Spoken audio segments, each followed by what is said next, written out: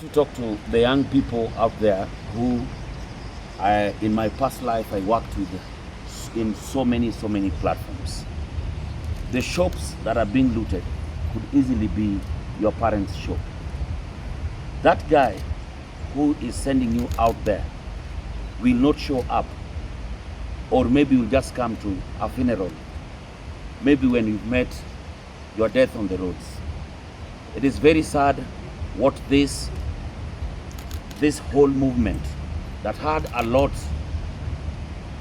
under Gen Z has been taken over politically. Tomorrow, Saba Saba should be a day for the young people to sit back and reflect and ask themselves, what is our main agenda? As you can see, politics has already started, campaigns are on, and your voice needs to be part of the next general election, but it won't be found in the streets. The big battle is coming in 2027. Go out there. When we are registering as voters, go out there and register to vote. That is where the main battle will be. It will not be found in the streets, it will be found in the ballots. And I want to ask you to come out and support the president with everything that is doing right now. You can see how much economic empowerment that is going around through even our deputy president and the teams that are going to the villages there to meet our people and ask them what they want, what they need, and it is actually being done. Sit back tomorrow, call your leadership, start having an agenda about this movement. Only then will your voice that is already loud enough will also be heard in 2027. Thank you so much. May we have a peaceful Saba Saba day tomorrow. Asanteni sana. Nisisitize kidogo na Kiswahili kile kingine. It is time to lead, not to fan the flame. Kenya must come first. Ladies and gentlemen of the whole state, as members of parliament representing the constituencies in Nairobi County and elected to serve this nation, we have solemn responsibility to lead with wisdom, to unite our people and to protect the stability of Kenya. In this critical moment, we cannot afford to sit back and watch as our country is dragged towards chaos and division. In the recent weeks, we have witnessed a worrying trend. Demonstrations that begin with expression of governance have quickly been infiltrated by both manipulative political actors and criminals. What should have been peaceful expressions of concern have been turned into violent confrontation. Shops have been looted, businesses destroyed, lives lost, and the dangerous rhetoric of tribalism has crept into our streets. When demonstrations turn violent, when hate is whispered into the crowd, it is Kenya that bleeds. We must reflect as individuals, in our homes, as communities, as churches, as mosques, as leaders, whether elected or not. Our constituents want peace that allows them to face life with its ordinary opportunities and challenges. They want jobs. They want security for their children. They want stable prices, safe neighborhoods, and hope for their families. No country has ever resolved its problems through violence. Banning businesses does not create jobs. Stoking tribal hate does not put food on the table. Destroying our own economy deepens poverty. We remind all Kenyans that we are a democratic nation with institutions capable of addressing grievances.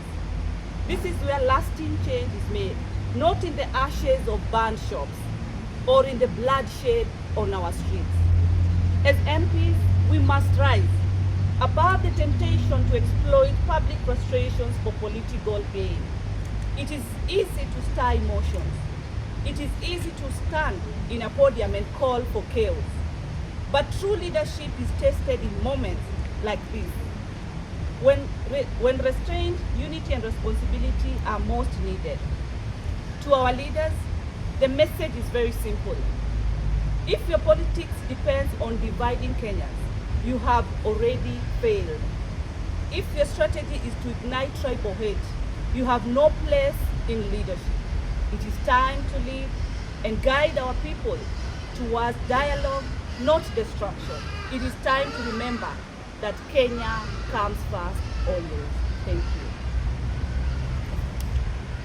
Tumekuja kwa kuweka message yetu moja ya kwamba kesho tunahitaji amani katika mji wetu wa Nairobi, na kusema na kuomba serikali kesho wajaribu sana waweze kutunza mali za wafanyi biashara.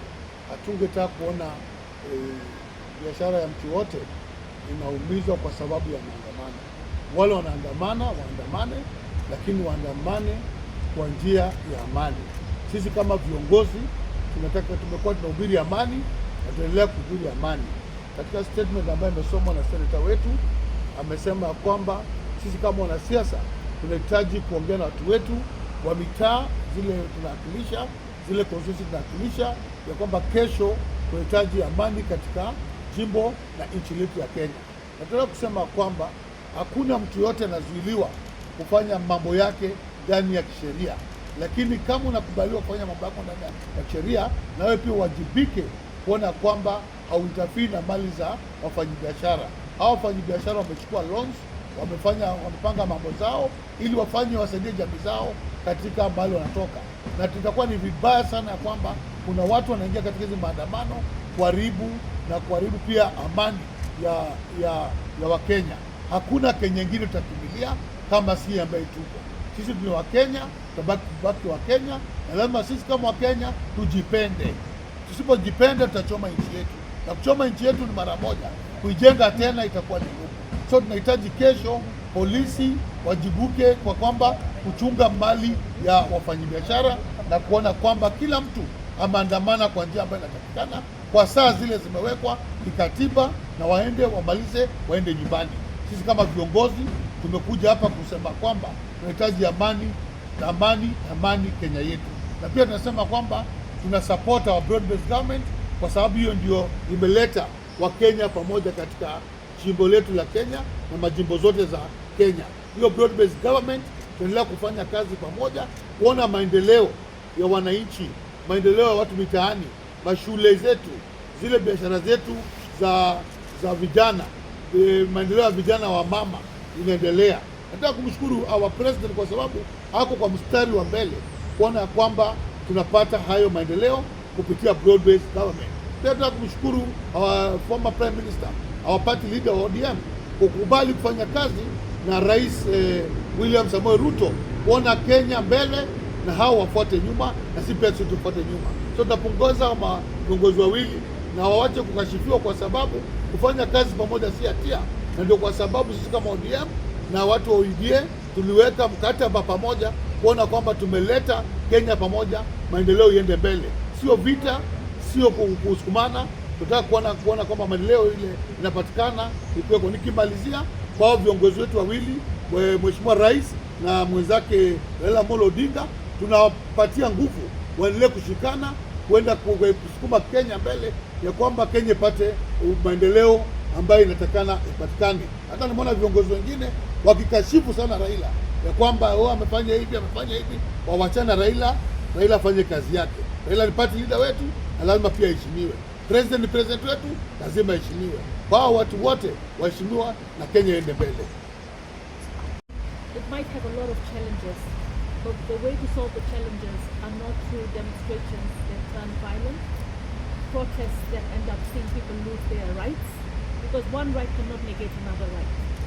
Now, I have trended the whole of this week because of the public order bill. I want people to know that I meant that bill for the good of this nation, not to deter or curtail rights. In 2017, as your woman rep, I saw 97 dead, young dead people. And as ODM, we made sure that each and every one of them was buried with dignity. But we could never replace the lives of those that have been lost. So for me, I want to say to all those that think hashtags are the way to go, and they're taking advantage of our youth and the situations that they find themselves in, those hashtags are not going to give jobs. those hashtags are actually destroying jobs. So what I want to say is give the president and give the Right Honorable Raila Odinga and any leader of like mind a chance to solve the problems that we want to solve for this country. Going on the streets every week, all right, is actually, it's good if it's peaceful. And I pray that tomorrow will be peaceful. For those that will exercise their rights tomorrow, right, the headlines that are trying to steer more division, right, which I've called the media out for that, right, are not going to help this country.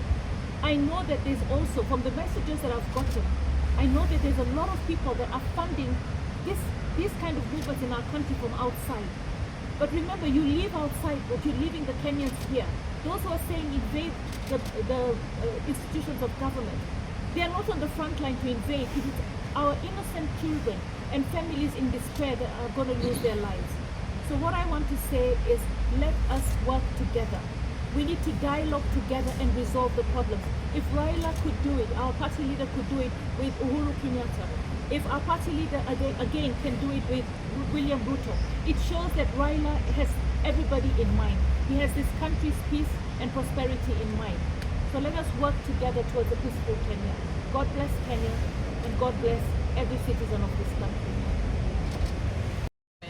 Politics have begun, and what you're seeing and what you would think like a positive revolution, or you think you're expressing your voice, has taken a political turn.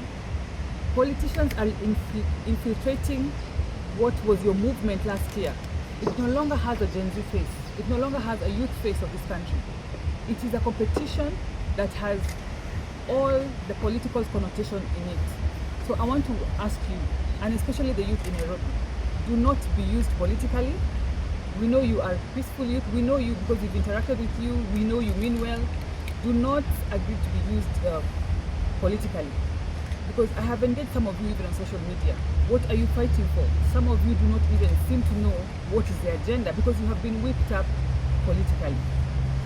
I want to urge you, stay at home in Nairobi because you have seen the kind of distraction and what a risky business it is.